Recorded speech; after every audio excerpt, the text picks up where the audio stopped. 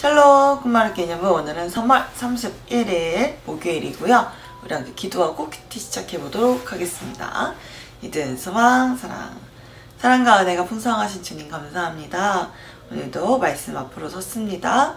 말씀 묵상하면서 오늘 하루도 주님 믿음 따라 말씀 따라 살아가는 드림일이 되게 하여 주시옵소서. 항상 함께 하시는 예수님 이름으로 기도합니다. 아멘. 자, 한번 시작해볼까요? 오늘은 생명을 담은 피 레위기 17장 말씀입니다. 읽고 발견해요. 한번 읽기. 그림을 맞춰가며 오늘 말씀을 소리내어 읽어보세요. 그림에는 총 3가지가 있죠. 이스라엘 백성, 외국인, 이스라엘 백성, 외국인, 이 3가지가 있는데 그림을 이제 넣어가면서 한번 읽어보도록 할게요. 자, 준비 시작. 몸의 생명은 피에 있기 때문이다. 또 나는 제단 위에서 너희의 죄를 씻는 데 쓰라고 피를 주었다. 피가 곧 생명이기 때문에 피로 죄를 씻을 수 있는 것이다. 그러므로 내가 이스라엘 백성에게 이렇게 말한다. 너희는 누구도 피를 먹지 말며 너희 가운데서 사는 외국인도 피를 먹지 마라. 이스라엘 백성이든지 그들 가운데 사는 외국인이든지 먹어도 되는 짐승이나 새를 사냥하여 잡았을 때는 그 피를 땅 위에 쏟고 흙으로 덮어라. 모든 생물에게 피는 곧 생명이기 때문이다. 그러므로 내가 이스라엘 백성에게 말한다. 너희는 어떤 생물이든지 그 생물의 피를 먹지 마라. 모든 생물의 생명은 그 피에 있기 때문이다. 누구든지 피를 먹는 사람은 백성에게서 끊어질 것이다. 자, 오늘 파란 글씨 잠깐 보면 제단, 하나님에게 제사를 지낼 때 제물을 태우는 장소가 제단이죠. 이건 알고 있죠? 사냥하다, 먹거리를 얻으려고 들어서는 들에서 사는 짐승을 잡는 것, 끊어지다, 관계를 이어지지 않는 것, 이제 관계가 끊어져서 상관이 없어지는 거예요. 자, 이렇게 단어까지 알아보았고 이번에는 2번 읽기 해볼게요. 피를 주었다. 동그라미를 그려주고 하나님이 피를 주신 이유의 밑줄을 그어볼게요. 먼저 이 피를 주었다를 한번 찾아볼게요. 피를 주었다. 피를 주었다. 동그라미 해볼게요.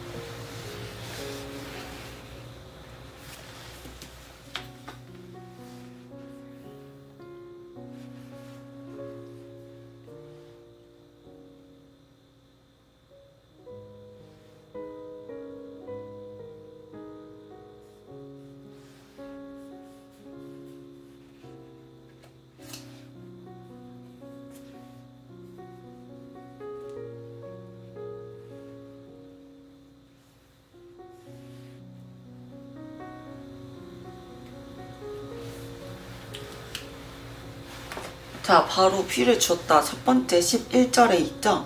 몸의 생명은 피에 있기 때문이다. 또 나는 제단 위에서 너희의 죄를 씻는데 쓰라고 피를 주었다. 동그라미하고 나는 제단 위에서 너희의 죄를 씻는 데 쓰라고 피를 주었다. 이 밑줄을 그어주세요. 하나님께서는 피를 주신 것, 그 이유는 바로 제단 위에서 너희의 죄를 씻는 데 쓰라고 주셨다는 거죠. 자, 이번에는 3번 읽기. 아래 문장이 들어간 절을 찾아서 큰 소리로 읽고 빈칸을 채워보세요. 여기 보면은 11절 방금 우리가 함께 읽은 본문입니다. 그쵸? 말씀이죠? 나는 제단 위에서 제단 위에서 너희의 죄를 씻는 데 쓰라고 피를 주었다. 짠 보면은 이렇게 3번 읽기를 채워주세요. 자, 이렇게 보였죠? 이렇게 제단 위에서 너의 죄를 씻는 데 쓰라고 피를 주었다. 이렇게 해서 놓고 말씀을 이해 한번 해볼게요. 자, 준비. 자, 시작. 죄를 씻는 예배를 드릴 때는 소나 양의 피를 사용해요. 원래는 죄를 지은 사람이 죽어야 하지만 하나님은 사람 대신 짐승이 죽으면서 흘린 피를 보시고 죄를 용서해 주셨어요. 생명을 상징하는 피가 있어야 죄를 용서받을 수 있어요. 그래서 하나님은 이스라엘 백성에게 피를 함부로 대하거나 먹지 말라고 명령하셨어요. 이제는 2000년 전에 세상에 오신 예수님이 우리 대신 죽으시며 흘리신 피를 보시고 하나님이 우리 죄를 용서해 주세요. 자, 오늘 말씀 레위기에서는 죄를 씻는 예배를 드릴 때는 무조건 이 피가 사용되어야 했습니다. 바로 생명이 필요했다는 거죠. 죄는 그만큼 생명을 필요로 할 만큼 하나님 앞에 큰 일이 있던 거예요. 이제 용서를 받기 위해서는, 이 죄를 용서를 받기 위해서는 무조건 이 생명을 상징하는 피가 있어야 했다. 곧 생명이 필요했다라는 거고, 이제는 우리가 하나님 앞에 피를 드리지는 않아요. 그쵸? 왜냐면 예수님께서 우리의 그 모든 죄값을 대신하여서 자신의 피를 흘리셨기 때문입니다. 자, 우리가 이 사실을 다시 한번 잘 생각을 하면서 오늘 말씀을 한 번 더 묵상해보고 기도하고 실천회를 써보도록 할게요. 자, 묵상해보도록 하겠습니다.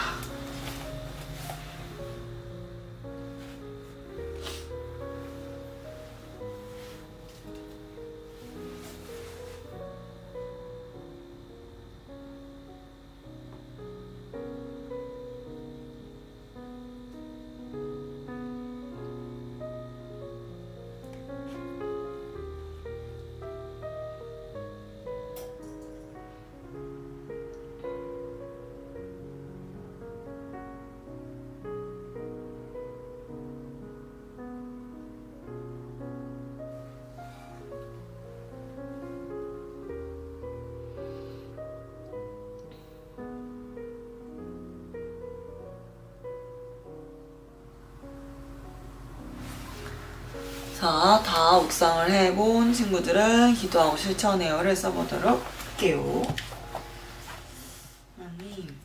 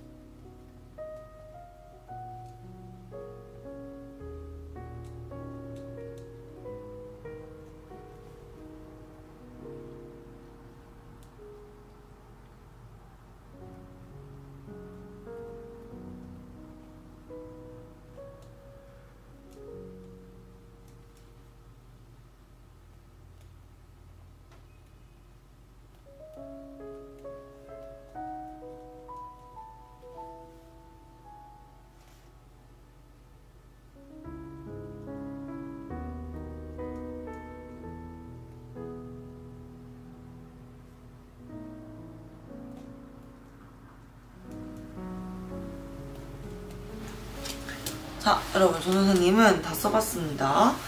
하나님, 죄는 생명이 없이는 용서받을 수 없는 것입니다.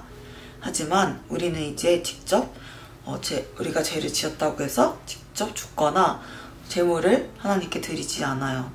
왜냐하면 예수님께서 우리 대신에 죽으셨기 때문입니다. 예수님의 희생 없이는 죄를 용서받을 수 없었는데 예수님께서 우리 대신에 십자가에 못 박혀 죽으셨어요. 예수님의 희생을 우리가 다시 한번 생각하게 하여 주세요. 오늘은 우리가 이렇게 다시 한번 죄에 대해서 또 예수님의 생명, 예수님의 그 피에 대해서 우리가 깨닫게 되었어요.